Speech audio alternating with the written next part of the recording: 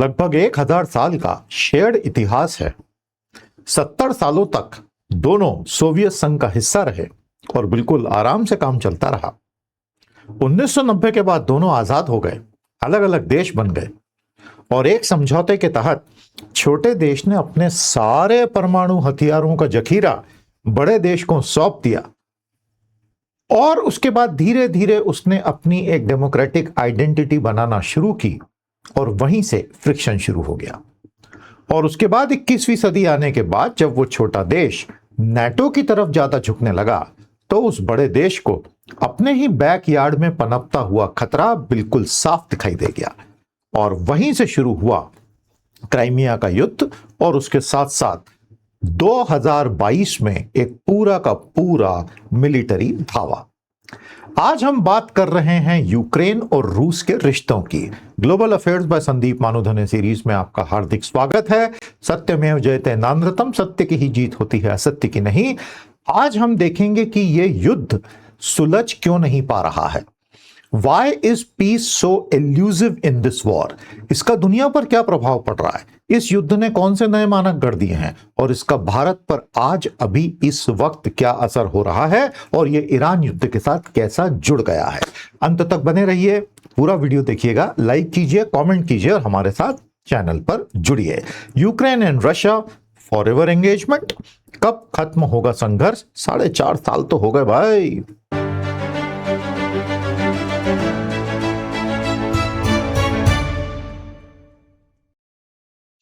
दोस्तों, अगर आप एक्सक्लूसिव नॉलेज वीडियोस चाहते हैं तो हमारे चैनल के साथ आप जुड़ें। ज्वाइन का बटन दबाएंगे, आपको 5 लेवल्स यहां दिखाई देंगे।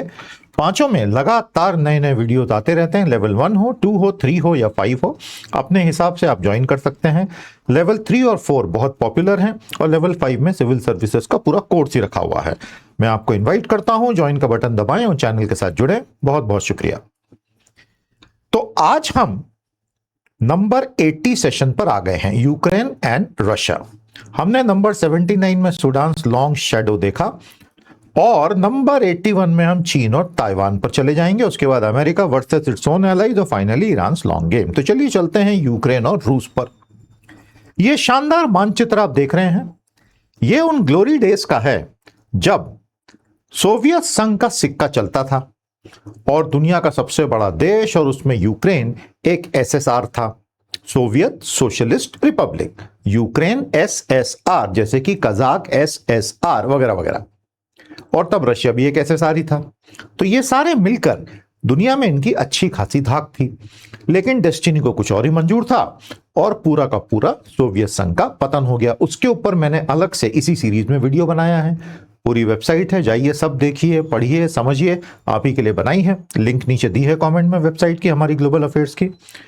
तो ये सोवियत संघ का जब पतन हुआ तो जो यूक्रेन एसएसआर था, राजधानी कीव, वो अलग हो गया, एक स्वतंत्र देश बन गया और वो स्वतंत्र देश ही आज इस युद्ध में रशियन फेडरेशन के साथ बहुत भयानक रूप से उलझा हुआ है।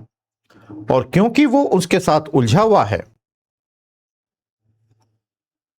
तो इस पूरे क्षेत्र के ऊपर अब उसकी काली छाया आ गई है। और जैसा कि हम देख रहे हैं, ब्लैक सी पूरा का पूरा इस झगड़े का शिकार हो चुका है। वहां के सारे पोर्ट्स इसका शिकार हो गए हैं और किसी को नहीं पता है कि इसके आगे अब क्या होगा। यहां तक का सब क्लियर? तो हम इस ब्लैक सी के ऊपर भी आएंगे और रशियन नेवी की भी पूरी कहानी को थोड़ी देर में समझेंगे। मैं साथ ही साथ पूरी ज्योग्राफी भी इसलिए बताते चलता हूं ताकि आपको इस पूरे युद्ध की कहानी अच्छे से समझ में आए। ये अप्रोच अगर आपको अच्छी लगती है, क्योंकि समय बहुत लगता है ये सब बनाने में, तो हमें आप जरूर कमेंट में बताएं। अब अगर यूक्रेन की कहानी पूरी देखनी है तो बिल्कुल कुछ सिंपल टुकड़ों में इस कहानी को हम पिछले 100 साल की समझ सकते हैं। जैसे ही रोमानोव डायनेस्टी का पतन हुआ तो यूक्रेन संकट में पड़ा, एक नया देश बना, लेकिन उसके बाद वो सोवियत संघ का हिस्सा बन गया। फिर वर्ल्ड वॉर 2 में बहुत भयानक विनाश देखा उसके बाद सोवियत संघ जब था तो इसका इंडस्ट्रियल डेवलपमेंट बहुत तेज हुआ और 1991 में यह आजाद हो गया, एक नया देश बनना शुरू हुआ। लेकिन जैसे जैसे यह पश्चिम के करीब आता चला गया और जैसे जैसे नाटो का विस्तार रशिया की तरफ होता चला गया और पुतिन को यह लगने लगा कि यूक्रेन भी नाटो के साथ जुड़ जाएगा, यूरोपियन यूनियन के साथ जुड़ जाएगा, तो उन्होंने हर संभव प्रयास किया कि यूक्रेन को ऐसा करने से रोका जाए। यूक्रेन ने कहा कि हम ऑलरेडी न्यूक्लियर वेपन सरेंडर कर चुके हैं और हम आपके लिए कोई खतरा है ही नहीं, and we will be free to choose our destiny and we are a democracy. बस यही बात पर सारा फ्रिक्शन शुरू हुआ, जिससे 2014 में सबसे पहले क्राइमिया का युद्ध हुआ। तो उसके ऊपर आते हैं। उसके बाद 2014 में रेवोल्यूशन, रशियन एग्रेशन, क्राइमिया को छीन लेना और फिर 2022 से युद्ध 24 फरवरी से। इनके सारे प्रेसिडेंट्स की तस्वीरें नीचे हैं। जो भी सिंसियरली पढ़ना चाहते हैं आराम से पॉज करके देखें या साइट पे जाके इसको पढ़ें, और अगर गहराई से पढ़ना है तो आराम से बाद में साइट पर पढ़ना। सन 1000 से 1000 साल पुराने इतिहास दे दिया है। दरअसल ये पूरा रूसी सभ्यता का जन्म ही कीव से हुआ था। तो केवन रस नाम की जो जगह है, जो कि आज का कीव है, यहीं से ये रूसी सभ्यता का पूरा जन्म 1000 साल पहले से होना शुरू हुआ, जो अपने आप में पूरा पीएचडी का एक टॉपिक है। बड़ा मजेदार रंग बिरंगा टॉपिक है। तो ये हमने दे दिया है, इच्छा हो तो इसको आप आराम से पढ़ सकते हैं। दोस्तों, क्या ये फॉरएवर एंगेजमेंट हो चुका है? अगस्त 2026 आते आते 4.5 साल बीत गए, 5वां साल चल रहा है और कहीं कोई चिन्ह ही नहीं है कि भाई सब कुछ ठीक हो जाएगा। लग ही नहीं रहा है कि इस युद्ध को समाप्त करने में किसी की रुचि भी है। कभी रूस दावा करता है कि मैं इस क्षेत्र में थोड़ा आगे बढ़ गया हूं, कभी यूक्रेन दावा करता है कि नहीं नहीं मैंने वो सब छीना। बस यही चल रहा है। फिर कभी ये 500 किलोमीटर अंदर वार कर देता है तो वो 600 किलोमीटर अंदर ड्रोन भेज देता है, और रोज अब ये खबरें इतनी आम हो गई हैं कि वो डरावनी हो गई हैं। उनका आम होना ही डरावना है। तो दोस्तों, बीच बीच में डिप्लोमेसी होती है, थोड़ी आशा की किरण आती है और उसके बाद सब कुछ फिर से पहले जैसा हिंसक हो जाता है। तो ये पूरी यूरेशिया की स्टोरी है। दरअसल जो रशिया और यूक्रेन के बीच में हो रहा है इस वक्त, देखा जाए तो कहीं ना कहीं वो पूरे यूरेशिया पर अपना बहुत गहरा प्रभाव डाल रहा है। और यूरेशिया का मतलब यूरोप प्लस एशिया। और रशिया जो है वो दरअसल खुद को हमेशा एक यूरोपीय देश ही मानता रहा। उसने कभी भी खुद को प्रॉपरली एक एशियन कंट्री माना ही नहीं। और यूरोपियंस जो हैं वो रशिया को उस हिसाब से स्वीकार भी नहीं करना चाहते हैं। तो एक अजीब सा वो टेंशन अलग ही चल रहा है। तो ये यूरेशिया की कहानी में हमने जो युद्ध अभी देखा, हमने ईरान वाला युद्ध देखा जिसमें हमने ये पूरा देखा, फिर हमने सूडान का देखा, अफ्रीका का, और अब ये तीसरा वॉर जोन है, और ये सब डायरेक्टली इनडायरेक्टली आपस में लिंक हो रहे हैं। दोस्तों, बिल्कुल सरल 5 बिंदुओं में अगर आपको बताऊं तो जैसे ही सोवियत संघ का 91 में पतन होता है और ये एक स्वतंत्र देश बनता है, यूक्रेन के पास अपने परमाणु हथियार आते हैं, लेकिन पश्चिम यूक्रेन को मना लेता है कि हथियार छोड़ दो। बुडापेस्ट मेमोरेंडम होता है और यूक्रेन आगे बढ़ के nuclear non proliferation treaty sign करता है और पश्चिम और यूरोप उसको यह वादा करता है आपकी सिक्योरिटी हमारी जिम्मेदारी होगी। तो बैकग्राउंड यह है। अगर यूक्रेन ने वो परमाणु हथियार सरेंडर नहीं किए होते, हालांकि उनका कंट्रोल उस वक्त भी रशियन हाथों में ही था, बहुत जटिल है वो कहानी, तो शायद आज थोड़ी सी कहानी भिन्न होती जो हो रही है उससे। अब एक बहुत बड़ी गलती जो जॉन मीयरशाइमर जैसे स्कूल ऑफ रियलिज्म जियोपॉलिटिक्स के पुरोधा कहते हैं, नाटो ने जो बड़ी गलती कर दी वो लगातार ईस्ट की तरफ एक्सपैंड करता चला गया। रशिया ने कहा कि हमेशा से आपस में यह सहमति थी कि आप ईस्ट की तरफ एक्सपैंड नहीं करेंगे, लेकिन आप कर रहे हैं और आप तो यूक्रेन पे डोरे डाल रहे हैं। तो right in our backyard if you come then we are not going to sit idle. इन धमकियों को पहले तो गीदड़ भभकी समझा गया, लेकिन जैसे ही यह मामला दरअसल सीरियस हुआ तो रशिया ने सीधे धावा बोल के क्राइमिया का पूरा पेनिनसुला ही ब्लैक सी में हथिया लिया। ये रहा 2014 का क्राइमियन अटैक, आगे आ रहे हैं उसके ऊपर। अब आप देखेंगे कि यह है नाटो 2010 में, अभी भी स्थिति कंट्रोल में थी।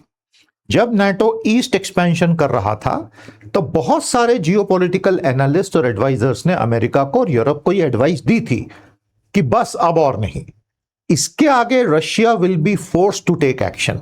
तब सबने ये कह के टाल दिया कि नहीं, रशिया तो उस वक्त G8 का भी सदस्य है, हालांकि 2008 के जॉर्जिया युद्ध के बाद उसको बहुत झगड़ा भी हुआ था, लेकिन क्या कर लेगा रशिया कर करके वगैरह वगैरह, और ये अपने एम्बिशन में एक्सपैंड करते ही चले गए।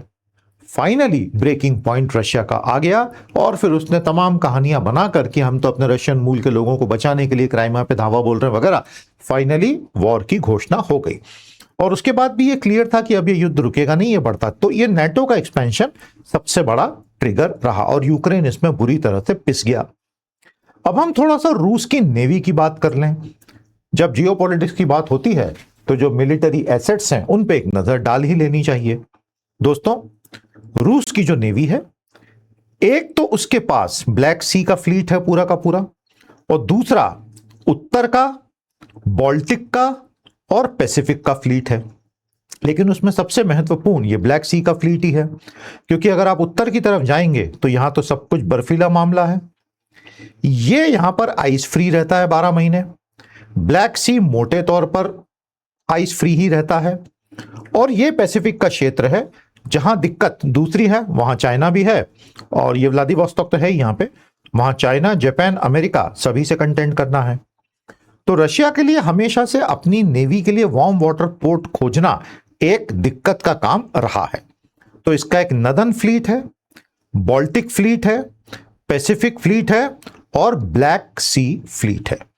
इसी ब्लैक सी फ्लीट पर अब यूक्रेन लगातार अटैक करता चला जा रहा है।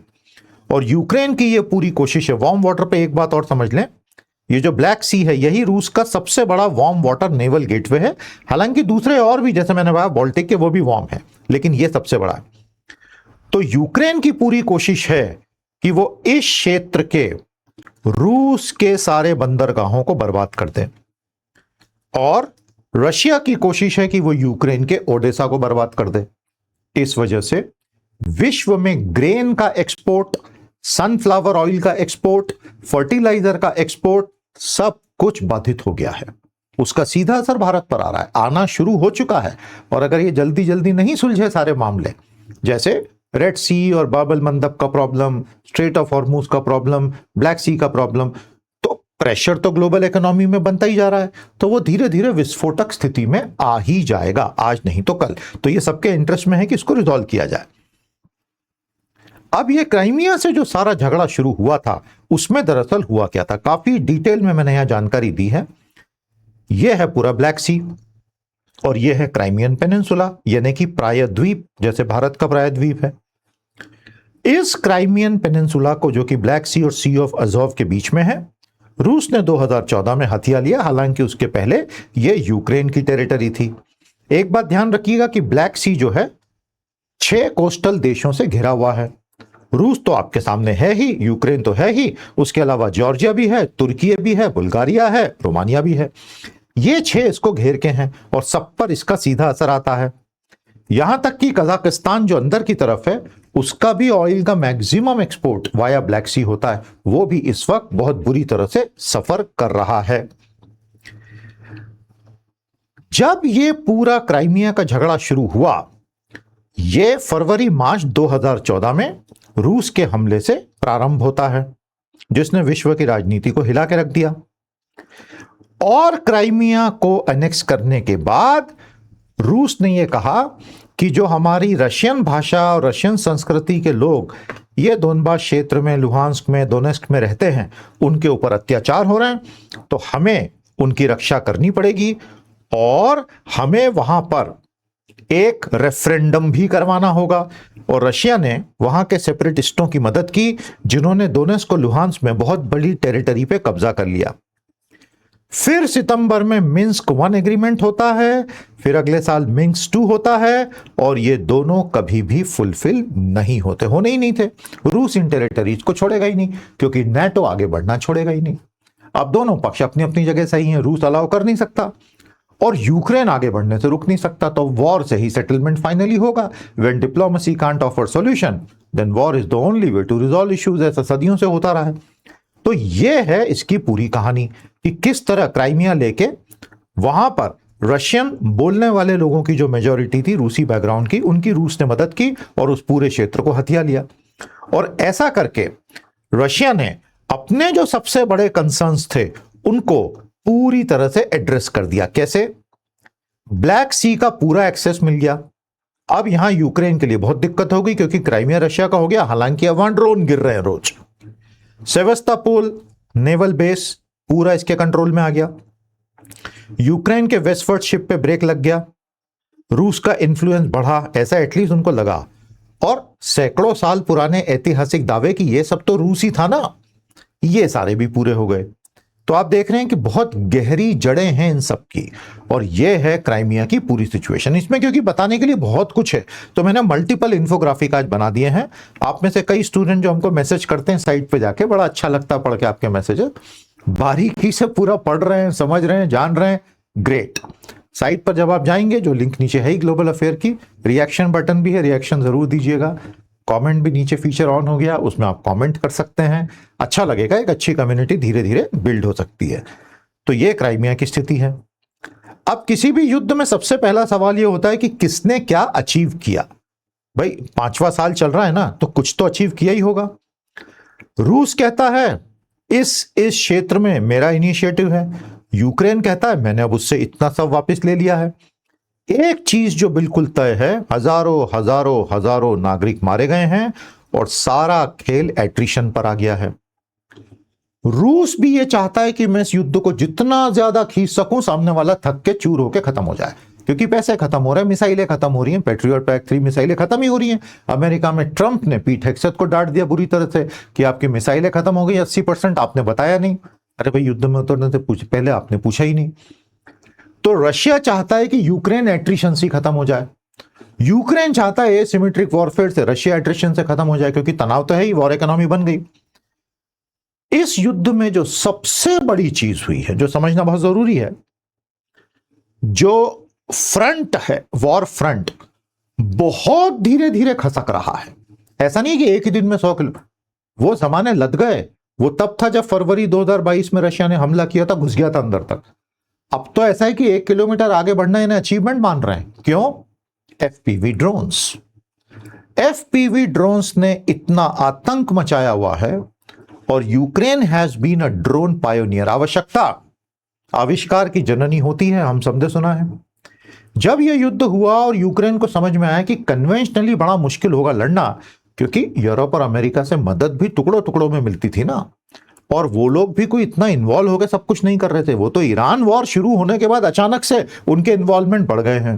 तभी ट्रंप इज्जत से बात कर रहे हैं ज़ेलेंस्की से, नहीं तो पिछले साल व्हाइट हाउस में बुला के बेइज्जती कर दी थी, याद है ना वो पूरा सीन। तो यूक्रेन ने खुद को बचाने के लिए ड्रोन का ऐसा सिस्टम विकसित किया जिसमें फाइबर ऑप्टिक की मदद से ड्रोन चला रहे हैं ताकि जैमर काम ना कर सकें। यह पहली बार यूक्रेन में हुआ। 3-3, 4-4, 5-5 किलोमीटर लंबे केबल लगे हुए हैं, तो उनको आप जैम ही नहीं कर सकते, वो तो ऑप्टिक केबल लगा हुआ है पूरा।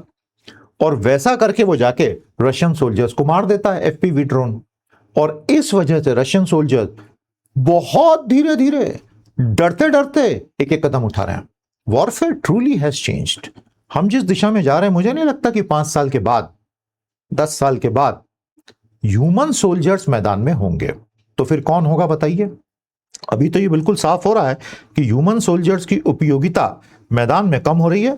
और जो देश जितना गरीब है, कमजोर है, पिछड़ा है, वो उतना ही खतरनाक हो जाएगा, क्योंकि उसके लिए तो मजबूरी हो जाएगी ऐसे ड्रोन्स बनाना। भले ही उसके पास फाइटर जेट्स नहीं हो, वो बोलेगा तुम आओ तो सही, मैं तुम्हें बताता हूं मेरे एसिमेट्रिक वॉरफेयर के नमूने। और ये बहुत बड़ा परिवर्तन है दुनिया में।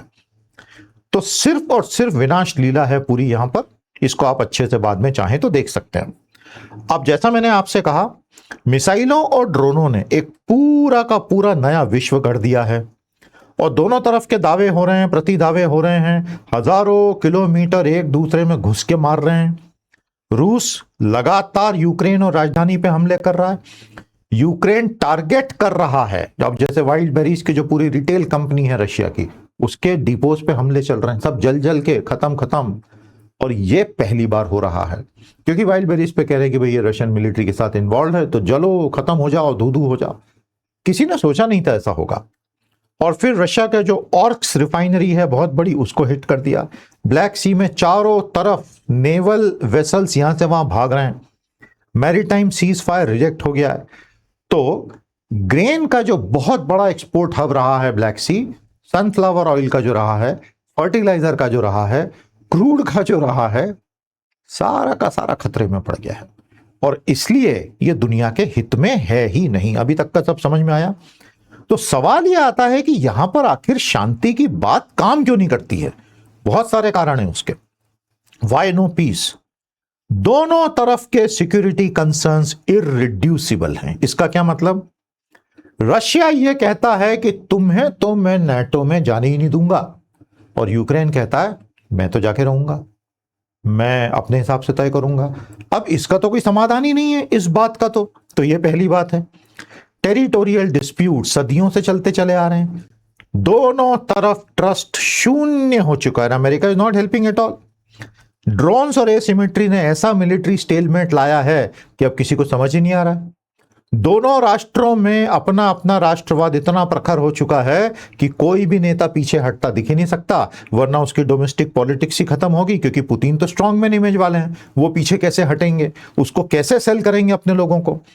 ग्रेट पावर राइवलरी चल रही है।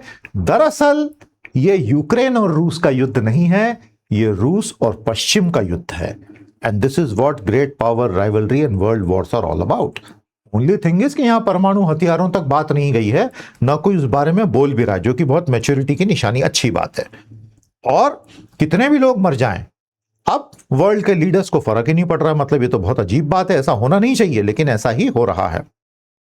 Wider context of the war, दुनिया पर इसका क्या असर आ रहा है? एनर्जी मार्केट सब तरफ हिले हुए हैं। फूड सिक्योरिटी पे अब खतरा आ चुका है, खासतौर पे एल नीनो वर्ष में। इन्फ्लेशन सभी तरफ पहले से ज्यादा है। जियोपॉलिटिकल रीअलाइनमेंट परमानेंट हो रहा है। इस वक्त दुनिया भू राजनीति में पूरी टेक्टोनिक शिफ्ट के दौर से गुजर रही है। 2030 की दुनिया एकदम अलग होगी। रशिया, चाइना, ईरान एक्सिस अब बिल्कुल परमानेंट हो जाएगी, और ये बहुत मजबूत हो जाएंगे, क्योंकि ईरान युद्ध जीत चुका है। अनलेस कल को अमेरिका इजराइल पूरा परमाणु हथियार यूज करने का सोचे तो दुनिया ही बर्बाद हो जाएगी। उसके बिना अब ईरान को आप हरा नहीं सकते, और वो होने वाला नहीं है। तो इस पूरी रीअलाइनमेंट में यूक्रेन युद्ध का भी पूरा रोल है। सिक्योरिटी और मिलिट्री के बड़े लेसन हैं कि अब दुनिया एसिमेट्री की तरफ जा चुकी है। ईरान वॉर के साथ इसका क्या कनेक्शन है? अरे भाई बहुत सारे कनेक्शन है। सबसे पहला तो यह है कि पैट्रियट PAC-3 इंटरसेप्टर्स खर्च हो गए बहुत बुरी तरह से, और ये दोनों युद्ध आपस में जुड़ गए, और यूक्रेन ने पूरे जोश जोश में कैस्पियन सी पे धावा बोल दिया ईरान के जहाजों पे। तो यूक्रेन ने तो आगे बढ़ के इन्वाइट कर लिया ईरान को कि हमें भी अब आप मारिए। इस पर मैं पिछली क्लासेस में बात कर चुका हूं। तो सब तरफ से कंपीटिंग डिमांड आ रही है। भाई PAC-3 PAC-3 जो पेट्रियट मिसाइल्स, जो डिफेंडिंग मिसाइल्स हैं against ballistics of Russia and Iran both, Ukraine मांग रहा है कि मुझे दो, और पूरे गल्फ में अमेरिका के मिसाइल बेसेस मांग रहे हैं कि हमें दो ईरान की मिसाइलों से। तो उनका स्टॉक ही खत्म हो गया, और अमेरिका में इतना तेजी से रीस्टॉकिंग पॉसिबल अभी नहीं है। तो प्रोडक्शन कैपेसिटी कम, स्टॉक पाइल ड्रेन हो गई, रीडिस्ट्रीब्यूशन चल रहा है इंडस्ट्री सप्लाई चेन पे, और जितना युद्ध बढ़ेगा उतनी इसकी लागत बढ़ेगी। तो भारत पे इसका क्या असर आएगा? दोस्तों ये सारा कंटेंट जो मैं दिखा रहा हूं, ये सब आपको साइट पे सीरियस स्टडी के लिए हमने बना के रख दिया, इसलिए यहां आपको सिर्फ दिखा देते हैं। तो दोस्तों भारत के लिए रूस अब बहुत ज्यादा महत्वपूर्ण हो गया है। जुलाई में तो हमारा 50% क्रूड इंपोर्ट यहीं से हुआ है, मोटे तौर पे बता रहा हूं। अमेरिका इस वजह से बहुत भड़का हुआ और हम पे भयानक टैरिफ लगाने की धमकी दे रहा है, जो कि गलत बात है। हमने थोड़ी युद्ध शुरू किए थे। हमारे लिए बैलेंस ऑफ पेमेंट में कुछ नई चुनौतियां सामने हैं। फर्टिलाइजर बहुत महंगे होते जा रहे हैं, और रशियन डिफेंस टाइज हमारे लिए बड़े स्ट्रेटेजिक होते जा रहे हैं। सबसे बड़ा चैलेंज भारत के लिए है डिप्लोमेटिक बैलेंसिंग। यूक्रेन भी दुश्मन नहीं है, रशिया दोस्त है, मिडिल ईस्ट में प्रैक्टिकली सारे दोस्त हैं, दुश्मनी किसी से है नहीं, हालांकि ईरान से दोस्ती कम है। इन सबको बैलेंस करके चलना है। अभी तक तो चल पाए हैं, अब आगे क्या होगा वो देखी जाएगी। तो यह है सारी कहानी रशिया यूक्रेन वॉर की। ये सब आप हमारी साइट पर पढ़ें, नीचे लिंक दी है। स्वागत है आपका, बहुत बहुत शुक्रिया। कल हम बात करेंगे चीन और ताइवान की। आज के सेशन में बहुत कुछ था बताने को, मैंने गागर में सागर भरने की कोशिश की है। उम्मीद करता हूं आपको अच्छा लगा होगा, फीडबैक जरूर दीजिएगा। तो सेशन को यहीं पे समाप्त करते हैं दोस्तों, कल आपसे सेशन 81 में फिर मुलाकात होगी। Ukraine and Russia for ever engagement. नमस्कार, जय हिंद।